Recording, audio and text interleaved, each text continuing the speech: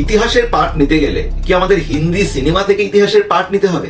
আর যখন কোনো হিন্দি সিনেমায় ইতিহাস সম্বন্ধে দেখানো হবে, তখন দেশেরই কিছু মানুষ এসে বলবে এই ইতিহাসকে বিকৃত করা হয়েছে, এটা বলিউড তার বড় বড় বাজেট এবং বিজনেস পলিসির জন্য করছে এবং এখানে বড় চড় করে দেখানো হচ্ছে।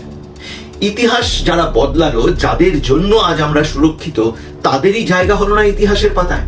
কোশ্চেনটা থাকলো, ইউপিএ গভর্নমেন্ট হোক কি বিজেপি গভর্নমেন্ট হোক, মুঘলরা যারা লুটতরাজ করে নিয়ে গেছে ভারত থেকে, তাদের জায়গা হলো, কিন্তু বীর ভারত মাতার পুত্রদের ইতিহাসের পাতায় জায়গা হলো না। তাই জন্যই আমাদের বলিউডের সফরে মাঝে মাঝে যেতে হয় দেশভক্তির জন্য। এবং বর্ডার 2 রিলিজ হচ্ছে, আমি জানি না সেখানে কিভাবে দেখানো হবে নির্মলজিৎ সিং সিক্খো এনাকে। নির্মলজিৎ সিং সিক্খো পাঞ্জাবের এক বিশাল বড় নায়ক। সত্যি কথা, তিনি পাঞ্জাবের নায়ক নন, তিনি গোটা দেশের নায়ক। এবং বর্ডার 2-তে এর রোলটাই কিন্তু প্লে করছে দিলজিৎ দোসাঞ্জ। সিনেমার কথা কি দেখানো হবে আমরা জানি না, কিন্তু এই ভারত মাতার যে পুত্র, আপনি কি জানেন প্রথম কোন পাইলট এয়ারফোর্সের ইতিহাসে পরমবীর চক্র পেয়েছে? জেনারেলি পরমবীর চক্র কাকে দেওয়া হয়? পরমবীর চক্রটি দেওয়া হয় হচ্ছে স্থল সেনাকে। কিন্তু বায়ুসেনার কোনো মানুষকে যদি পরমবীর চক্র দেওয়া হয়ে থাকে, তার মানে নির্মলজিৎ সিং সিক্খোর মধ্যে কিছু তো আলাদা ছিল। কোনো ভেবেছেন যে আপনি যার সাথে লড়লেন তারাই আপনাকে মেরে দিল, কিন্তু পরে তারাই আপনার প্রশংসায় পঞ্চমুখ হলো। ঠিক এরকমটাই কিন্তু লিখেছে পাকিস্তানের সালিম বেগ। কে এই সালিম বেগ? পাকিস্তানের সালিম বেগ হচ্ছে 1971-এর যে যুদ্ধ হয়েছিল, সেখানে ওয়ান অফ দ্য বেস্ট পাকিস্তানের পাইলট। এদের বলা হয় ব্ল্যাক স্পাইডার।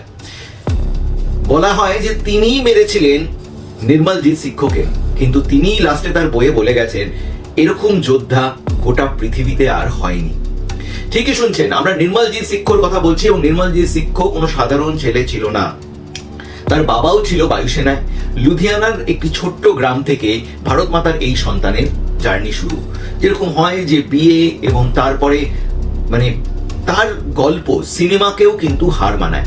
সত্যি তার বিয়ের কয়েকটা দিনই হয়ে গেছিল এবং তার মধ্যেই 1971-এর যুদ্ধের সময় চলে যেতে হয় তাকে ডিউটিতে কাশ্মীর এয়ারবেসে।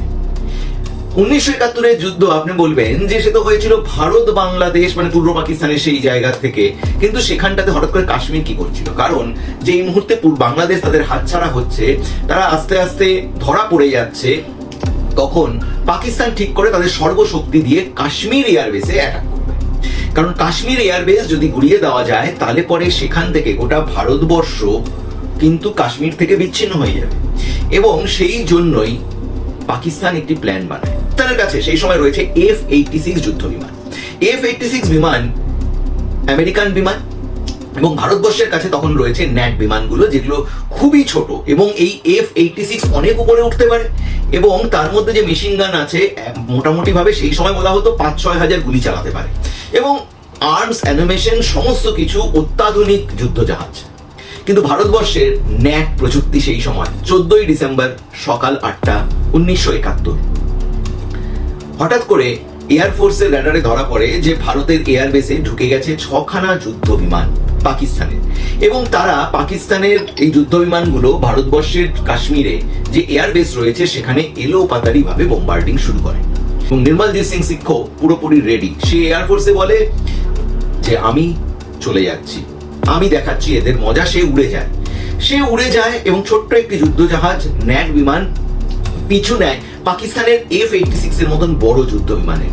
আকাশে তখন কেরামতি চলছে এবং এই কেরামতি করতে করতে মোটামুটি সেই সময়কার মানুষেরা যা বলেছে যে গাছের চেয়ে একটু উপরের লেভেলে সেরকম কিন্তু চলছে যুদ্ধ বিমান দিয়ে, কখনো এ আগে কখনো এ পিছে, এবং তার কেরামতি। সমস্ত মানুষ আকাশে হা করে দেখছে ভারতীয় এই নির্মল সিং সিক্খোর কেরামতি। একদিকে 6খানা যুদ্ধ জাহাজ, একদিকে তার সে একাই কেরামতি দেখিয়ে যাচ্ছে। এই করে তিনি প্রথমে শাটার টিপে বাটন টিপে 2খানা যুদ্ধ জাহাজকে মেরে দেয়। এরকমই কেরামতি দেখাতে দেখাতে হঠাৎ করে সেলিম বেগের কথা যে বললাম, সেই সেলিম বেগ যখন বুঝতে পারে যে এটা কি করে সম্ভব, একটি ছোট বিমান নিয়ে এইভাবে কেরামতি করে আমাদের অবস্থা খারাপ করছে, তিনিও তার পিছনে নিয়ে তাকে গুলিতে ঝাঁঝরা করে দেয়। তিনি অনেকবার চেষ্টা করেছেন যে প্যারাসুট জাম্পিং করে দেবেন, কিন্তু সেই সময় প্যারাসুট খোলে না বা এতটা নিচে হয়েছিল তার প্লেন ক্র্যাশ হয়েছে। 26 বছরের এই বীর মৃত্যুবরণ করে। কিন্তু জানেন তো, ভারতবর্ষের কাশ্মীর এয়ারবেস পাকিস্তানের দখলে আসে না, কারণ তাদের এরোপ্লেনগুলো এতটা ক্ষতি হয়েছিল, দুজন মারা যায়। এবং এই ঘটনা যখন উপরে চলছিল, ততক্ষণ যে সময়টা পাওয়া গেছিল তাতে ভারতীয় এয়ারফোর্সও আবার রেডি হয়ে যায়। সেই সময় বাধ্য হয়ে পাকিস্তান তার যুদ্ধবিমান নিয়ে ফিরে চলে আসে, ভাবুন। এবং ভারত মাতার এই সন্তানকে 1972 সালে যখন পরমবীর চক্র লিস্ট বের হয়, তাকে পরমবীর চক্র দেওয়া। প্রথম কোনো ভারতীয় যাকে পরমবীর চক্র দেওয়া হয়েছিল, যে একজন পাইলট বা এয়ারফোর্সে। ভারতীয় ইতিহাসে ইনি আনসাং হিরো, এনার কথা কেউ বলে না, বলছে বর্ডার 2-তে। এবং আগামী 23শে জানুয়ারি এবং 26শে জানুয়ারি আসছে। ভারতবর্ষের গণতন্ত্রে এরাই হচ্ছে নায়ক। এরকম নায়ক ভারতবর্ষের ইতিহাসে ফিরে আসুক, ইতিহাসের পাতায় আমরা পড়তে পারি, তাহলে এই জেনারেশনও বুঝতে পারবে কি আত্মবলিদান, কি জজবার সাথে ভারতীয় সেনাবাহিনী কাজ করে। আর তাই জন্যই আমরা সেফ থাকি। জয় হিন্দ।